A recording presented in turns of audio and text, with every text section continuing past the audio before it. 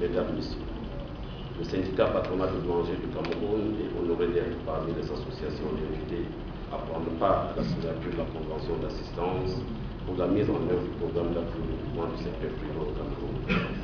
Et par ma modeste voix, vous pouvez recevoir les salutations de tous les boulangers et pâtissiers de notre secteur d'activité.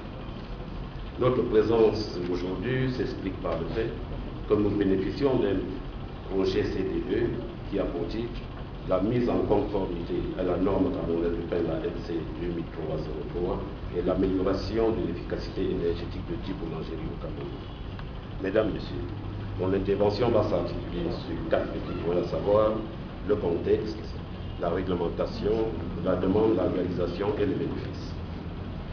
Dans le contexte, je vais vous présenter brièvement le syndicat patronal du Cameroun, créé en 1963 avec environ 15 boulangeries.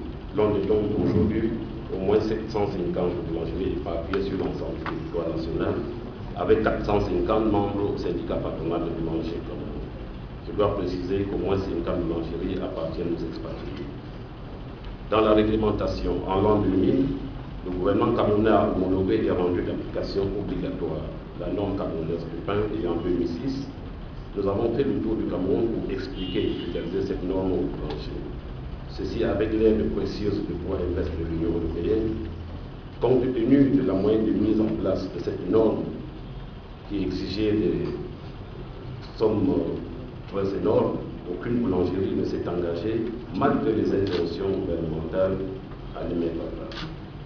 Dans la demande, en 2010, avec l'ouverture d'un bureau de CDE au Cameroun, nous avons, avec l'aide d'un cabinet, adressé une demande au CDE pour nous aider à mettre en place cette norme dans quelques boulangeries pilotes. Ces boulangeries ne sont pas pilotes de par leur grandeur, mais simplement parce qu'elles ont accepté d'associer la farine locale dans leur production pour la phase expérimentale. Non seulement le CDE a accepté nos demandes, mais elle l'a enrichi en y ajoutant le volet énergétique qui consiste à réduire nos factures d'électricité et en évitant aussi le gaspillage d'énergie. L'aide du CDE porte sur la subvention des 10 boulangeries, dont 5 à Yaoundé, 2 à Douala, 3 à Bissau. Le coût de l'assistance est de 214 021 € et le CDE nous assiste pour 66,13% et notre syndicat supporte 33,7%. Vraiment, nous disons grandement merci au bureau de CDE en général et particulièrement à son responsable, M. Ayaoundé.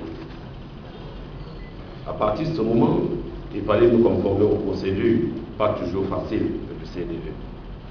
C'est-à-dire identifier les cabinets d'experts capables de nous accompagner, envoyer des lettres de soumission à ces cabinets, évaluer les cabinets et sélectionner celui le mieux indiqué pour nous accompagner. Et dans le cas d'espèce, nous avons retenu le cabinet qualité installé à Douala. Ce que nous pouvons tirer comme bénéfice de ce partenariat, c'est que depuis 8 mois, les boulangeries qui font partie des 10 présélectionnés sont en plein boulot avec beaucoup de séminaires de formation, du personnel portant entre autres sur la qualité, les bonnes pratiques de fabrication de pain et autres produits de boulangerie, les conditions d'hygiène, les techniques de conduite des réunions, la formation des principaux responsables de chacune de ces boulangeries. Aujourd'hui, j'ai pu affirmer que le personnel dans les boulangeries sont plus conscientisés sur le fait que la boulangerie n'est pas l'affaire d'un patron, mais l'affaire de tous. Un organigramme a été élaboré ainsi que les fiches de poste de travail dans chaque boulangerie. Les pains et les autres produits du pâtisserie doivent être identiques d'un jour à l'autre. Et ils sont conscientisés, conscients que les clients sont leurs seuls et vrais patrons.